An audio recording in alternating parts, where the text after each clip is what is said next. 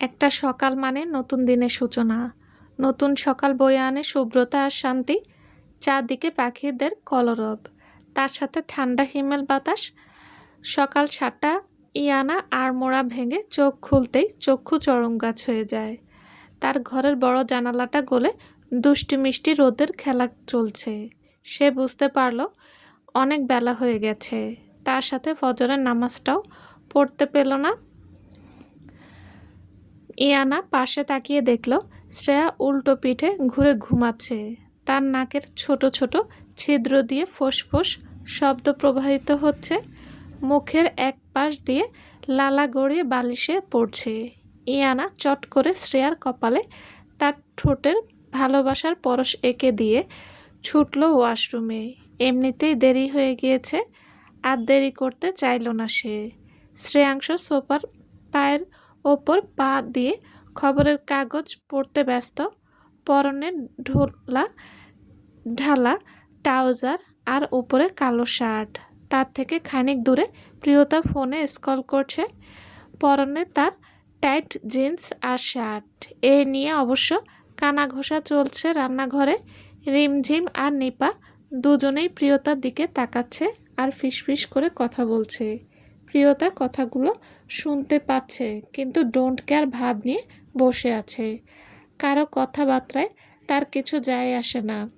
তার মন যা বলবে তাই করে সে। পরের কথায় থোড়াই না শুনবে সে। এমনটা শিক্ষা তার পরিবার থেকে পায়নি। নিজের পোশাক আশাকে নিজে যতটা স্বাচ্ছন্দ্য বোধ করবে ততটুকু পরা জরুরি, এই কথাটা প্রিয়তা সবসময় মানে। আবার খুব খোলামেলা পোশাকও সে পরে না। ওই বললাম না, নিয়ম নীতির মধ্যে নিজের পোশাকগুলোকে বিবেচনা করে। ইয়ানা সিঁড়ি দিয়ে নামছে, পরনে ম্যাজেন্ডা কালারের শাড়ি। কোমর অবধি চুলগুলো খোপা করে রেখেছে সে। মুখে কোনো প্রকার প্রসাধনীর ছোঁয়া নেই, একদম পরিস্ফুট ফুলের মতো। তার মুখটাতে লাল আভা ছড়িয়ে পড়েছে। সাদা চামড়া না হয়েও ওই মুখটা লাল বর্ণ ধারণ করাটা তার বিশেষত্ব। ইয়ানা নামতে নামতেই পলক ঘুরিয়ে নিচে তাকাতেই তার পাগুলো স্থবির হয়ে যায় সামনের মানুষটাকে দেখে। কিয়ৎক্ষণ দাঁড়িয়ে থাকার পর শরীরটাকে কোনোরকম টেনে রান্নাঘরে প্রবেশ করার আগে প্রিয়তার দিকে তাকাতে ভুলল না সে। রান্নাঘরে প্রবেশ করতেই রিমঝিম মুখ বাঁকিয়ে বলল, দেখব আর কতদিন রানী হয়ে থাকিস, মাত্র কয়েকদিন, তারপর রাস্তায় দাঁড়িয়ে থাকিস, বলেই হাসল নিশার সাথে একযোগে। নিশা রিমঝিমকে চোখ টিপ দিয়ে বলল, কি যে বলো না আপা, আম্মা তো একে আবার বিয়ে দিবে ধুমধাম করে। কি কপাল, ভাবা যায়? একটা বড়লোকের ছেলেকে ছেড়ে আরেকটাকে ধরবে। বলেই অট্টহাসিতে ফেটে পড়ল দুজন। কিয়ৎক্ষণ পর দুজনেই চলে গেল রান্নাঘর থেকে। নিশা এসেছিল তার জন্য কফি করতে। সে কারো হাতের কফি পছন্দ করে না, আর নিজের সাথে রিমঝিমের কফিটাও তৈরি করছিল। মূলত দুজনেই একসাথে রান্নাঘরে আসে সকালে, আর ইয়ানার পেছনে লেগে থাকে, আর সারাদিনে ভুলেও এদিকে তাকায় না। এমন সময় শ্রেয়াংশ ড্রয়িং রুম থেকে জোরালো স্বরে বলল, আমাকে কেউ ব্ল্যাক কফি দিও যাও। মাইমুনা তরকারি নাড়তে নাড়তে বলল, দিচ্ছি স্যার। মাইমুনা ইয়ানার দিকে তাকিয়ে বলল, তাড়াতাড়ি কফিটা করে দে, স্যারকে দিয়ে আসি। কিয়ৎক্ষণ থেমে বলল, আম্মাজানের চাটাও করে দে, একসাথে চলে আসবো। ইয়ানা মাথা ঝাঁকিয়ে কফি আর চা করতে লাগলো। ইয়ানা চা আর কফি করে বলল, লইয়া যান, হইয়া গেছে। মাইমুনা নিঃশব্দে চলে গেল রান্নাঘর থেকে, আর ইয়ানা মনোযোগ দিয়ে বাকি কাজগুলো করতে লাগলো। স্যার, আপনাকে আম্মাজান ডাকছে উপরে, কথাটা বলল মাইমুনা শ্রেয়াংশর উদ্দেশ্যে। শ্রেয়াংশ চমকিত নয়নে মাইমুনার দিকে তাকিয়ে বলল, সত্যি ডাকছে? মাইমুনা মাথা ঝাঁকিয়ে হ্যাঁ বোঝালো। শ্রেয়াংশ এক মুহূর্ত দেরি করতে চাইলে না। তার মুখে ফুটে উঠল এক উজ্জ্বল দীপ্তি।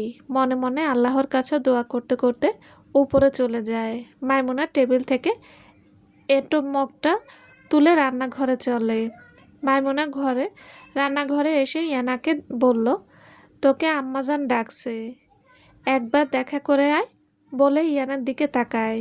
ইয়ানা কোনো কিছু বলল না, শুধু হাতের কাজটা রেখে চলে গেল শাশুড়ির ঘরে।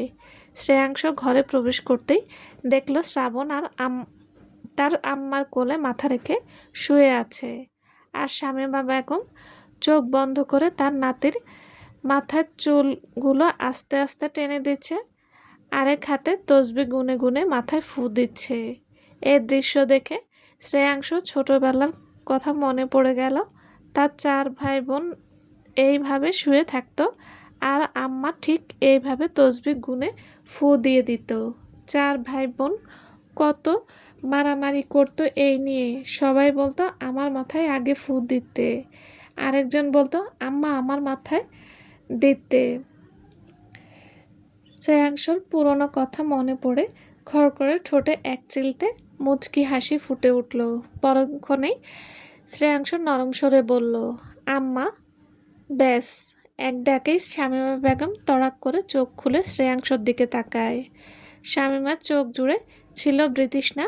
সে এলোমেলো দৃষ্টি ফেলে বলল, ওখানে বসো, কিছু কথা আছে বলে শ্রাবণের মাথাটা বালিশে রেখে উঠে এলো নিঃশব্দে, যেন ছেলেটার ঘুমে না ভেঙে যায়। শ্রেয়াংশর হাসি খুশি মুখটা দপ করে নিভে গেল এক ধমকে তার মায়ের রুক্ষ কথা শুনে। সে বুঝতে পারল তার আম্মা এখনও তার উপর রেগে আছে। শ্রেয়াংশ মাথা নিচু করে সোফায় বসে গেল। শামীমা তার দিকে কিছু দূরত্বে বসে বলল, উকিলের কাছে কখন যাবে তুমি? শ্রেয়াংশ ভুলেই গিয়েছিল যে কাল সে উকিলের কাছে যাবে। আমতা আমতা করে বলল, আজই যাব আম্মা। শামীমা বেগম শ্রেয়াংশের কথা শুনে যেন সন্তুষ্ট হতে পারল না। মনের ভেতর রাগটাকে চেপে কাটকাট গলায় বলল, তোমার সাথে ইয়ানাকে নিয়ে যাবে? শ্রেয়াংশ কপাল গোছায় মায়ের কথা শুনে, অতঃপর বলে, কে ইয়ানা? শামীমার ঠোঁটে ফুটে উঠল তাচ্ছিল্যের হাসি। বিয়ে করা স্ত্রীর নাম নাকি স্বামী জানে না, বিষয়টা তার কাছে প্রচুর হাস্যকর মনে হলো। শ্রেয়াংশ তার আম্মার দিকে জিজ্ঞাসা দৃষ্টিতে তাকিয়ে আছে। শামীমা ভেতরে আটকে রাখা বাতাসটাকে ফেলে বলল, যার সাথে তোমার ডিভোর্স হবে তার নাম ইয়ানা। শ্রেয়াংশ একটু নড়ে চড়ে বসলো। নামটা শুনে তার সারা শরীরে অজানা শিহরণ বয়ে গেল। অস্বস্তি গাঢ় হয়ে বলল, আচ্ছা। এর মধ্যেই ইয়ানা ঘরের ভেতরে প্রবেশ করলো মাথা নিচু করে। শামীমার ঠোঁটে ফুটে উঠল মুচকি হাসি, অতঃপর কপালে চিকন ভাঁজ ফেলে বলল, ওই তো ইয়ানা চলে এসেছে। ইয়ানা মাথা তুলে শামীমার দিকে তাকায়, কিন্তু শ্রেয়াংশকে দেখতে পায় না। সে সোফার আড়ালে বসে থাকার জন্য। ইয়ানা আসার খবর শুনে শ্রেয়াংশ এক ঝটকায় মাথা তুলল, কিন্তু পিছনে তাকানোর সাহস পেল না। পুরো শরীরটা কেঁপে উঠল তার। মাথার ভেতর কেমন একটা ভোঁতা যন্ত্রণা বুঝতে পারলেও শ্রেয়াংশর মনে হলো একবার পেছনে তাকাতে। তখনই তার বিবেক বলল, মেয়েটার সাথে অনেক অন্যায় করেছে সে, তাকে তার দেখার কোনো অধিকার তার নেই। শ্রেয়াংশ অস্থির হয়ে উঠল ভেতরে ভেতরে। কপালে জমা হলো বিন্দু বিন্দু ঘামের ধারা, কিন্তু কপালের ঘামগুলো মুছার কোনো উদ্বেগ যুবকের ভেতরে নেই। সে একভাবে বসে রইল সোফায়। ইয়ানা হাসি মুখে এগিয়ে এসে বলল, কিছু কইছিলেন আম্মাজান? শ্রেয়াংশ নিচু মাথা ঝট করে তুলল আগন্তুকের কথা শুনে। তৎক্ষণাৎ দেরি না করে ঘাড় ঘুরিয়ে পেছনে তাকাতেই তার চোখ আচানক বড় বড় হয়ে গেল। ইয়ানাও এবার শ্রেয়াংশকে দেখতে পেল। পায়ের গতি কমে এলো তার। এক জায়গায় মূর্তির ন্যায় দাঁড়িয়ে তাকিয়ে থাকলো পুরুষটার দিকে। শ্রেয়াংশ কপালে গাঢ় ভাঁজ ফেলে ইয়ানার দিকে তাকিয়ে রইল। সে যেন বিশ্বাস করতে পারল না এই মেয়েটা তার বিয়ে করা স্ত্রী, যার মুখে না দেখেই চলে গিয়েছিল বিদেশে। কিন্তু কালকে আপু অমন কথা কেন বলল বুঝতে পারল না শ্রেয়াংশ। সে এতক্ষণে বুঝতে পারছে সব সে বিয়ে করে আনার কারণে মেয়েটা কাল সারা রাত কেঁদে ভাসিয়েছিল। শ্রেয়াংশর কাছে সব দিনের আলোর মতো পরিষ্কার হয়ে গেল। অপরাধ বোধে তার গলা শুকিয়ে এলো।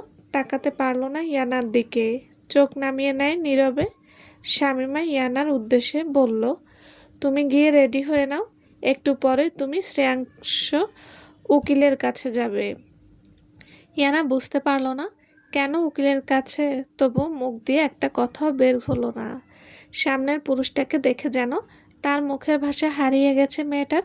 সামান্য ঘাড়টাকে বাঁকিয়ে ঠিক আছে বুঝালো সে। অতঃপর আর দাঁড়িয়ে রইল না, চলে গেল তার ঘরে। থরথর করে তার পুরো শরীরটা কেঁপে উঠছে। একটু দাঁড়িয়ে থাকলে মনে হয় ভারসাম্য হারিয়ে নিচে লুটিয়ে পড়বে। শ্রেয়াংশ কিয়ৎক্ষণ তার ছেলের দিকে তাকিয়ে চলে এলো তার আম্মার ঘর থেকে। শ্রেয়াংশ গাড়ি ড্রাইভ করছে, পরনে কালো ডিপ স্যুট, হাতে দামি ঘড়ি। পাশে ইয়ানা বসে আছে, কোলে শ্রেয়া। মেয়েটা নিজেকে গুটিয়ে বসে ভয়ে। একটু পরপর আর চোখে শ্রেয়াংশর দিকে তাকাচ্ছে, আর ইয়ানা লজ্জায় জানালার দিকে তাকিয়ে আছে।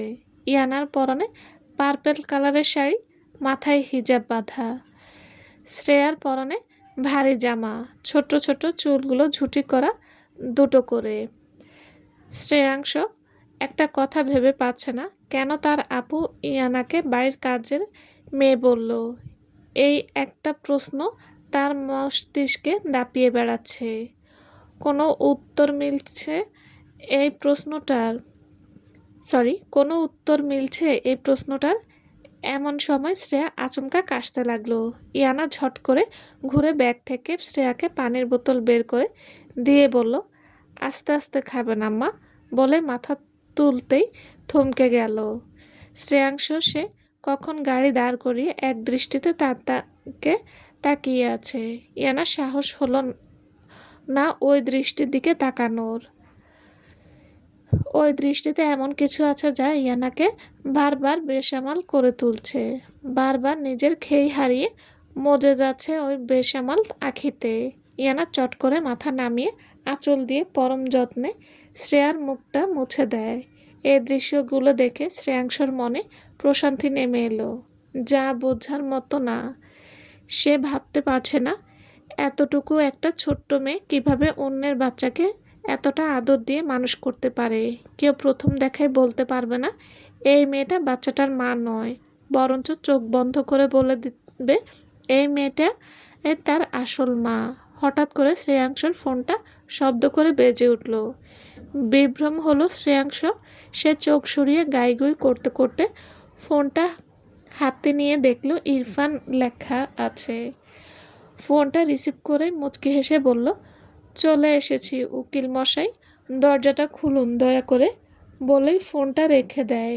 ওপাশ থেকে কি বলল শোনার চেষ্টা করলো না। শ্রেয়াংশ দরজা খুলে বাইরে বেরিয়ে গেল। ইয়ানা এখনো মাথা নিচু করে আছে, আর শ্রেয়া তো শ্রেয়াংশর কাজকর্মর দিকে ভ্রু কুঁচকে তাকিয়ে আছে বড়দের মতো। হয়তো বাচ্চাটা ভাবছে এই লোকটার সাথে তার আম্মু কেন এসেছে। শ্রেয়াংশ এগিয়ে এসে ইয়ানার দরজাটা টেনে খুলে বলল, বেরিয়ে আসুন। ইয়ানা তার দিকে না তাকিয়ে শ্রেয়া কোলে নিয়েই নামতে গেল। ঘটে গেল অঘটন।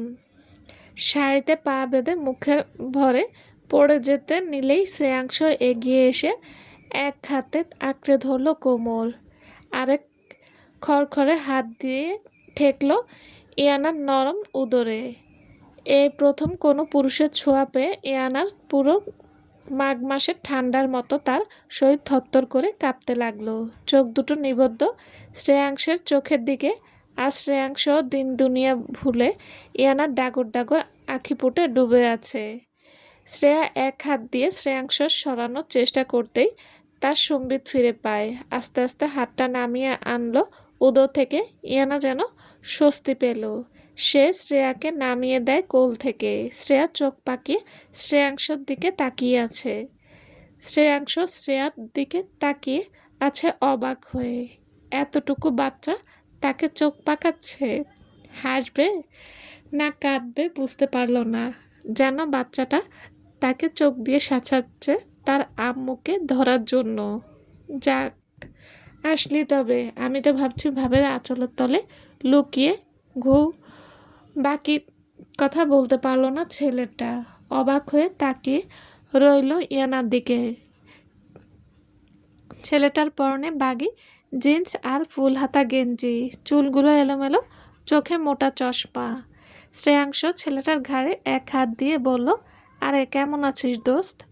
ছেলেটা ইয়ানার দিকে তাকিয়ে বলল, এই পিচ্চি মেয়েটাকে? শ্রেয়াংশ গলার খাকারি দিয়ে বলল, এটাই তোর ভাবি। ছেলেটা জোরে অবিশ্বাস্য গলায় বলল, আর ইউ ম্যাড? তোর কি মাথা খারাপ হয়ে গিয়ে? হুম। শ্রেয়াংশ তার মুখ চেপে বলল, ভাই সত্যি মাথা খারাপ আমার, তাই মাথা ঠিক করতে তোর মতো পাগল উকিলের কাছে এসেছি। তাই মুখটা বন্ধ কর, নইলে ইজ্জত সব শেষ হয়ে যাবে। বলেই মুখটা ছেড়ে দেয়। লোকটা কোনো রকমে মুচকি হেসে ইয়ানার দিকে তাকিয়ে বলল, হে হে, আরে ভাবি ভেতরে আসুন। বলেই সামনে এগিয়ে গেল। ভাবি ডাক শুনে ইয়ানার শরীরের লোমগুলো দাঁড়িয়ে গেল। কোনো রকমে মাথা ঝাঁকিয়ে পেছনে পেছনে এগিয়ে গেল শ্রেয়ার আঙ্গুল ধরে। আর শ্রেয়াংশ মুখে মুচকি হাসি লেপ্টে লেগে আছে। হয়তো মেয়েটাকে লজ্জায় এভাবে আড়ষ্ট হতে দেখে, নয়তো তার ছেলেটার মুখে ভাবি ডাক শুনে। সে ও ইয়ানাকে অনুসরণ করে এগিয়ে গেল। চলবে। আসসালামু আলাইকুম। গল্পটি কেমন লেগেছে প্লিজ জানাবেন। আর হ্যাঁ, অবশ্যই লাইক কমেন্ট করবেন। আর যারা এখন আমার চ্যানেলটি সাবস্ক্রাইব করেনি তারা প্লিজ চ্যানেলটি সাবস্ক্রাইব করে পাশে থাকবেন। সবাই ভালো থাকবেন। আল্লাহ হাফেজ।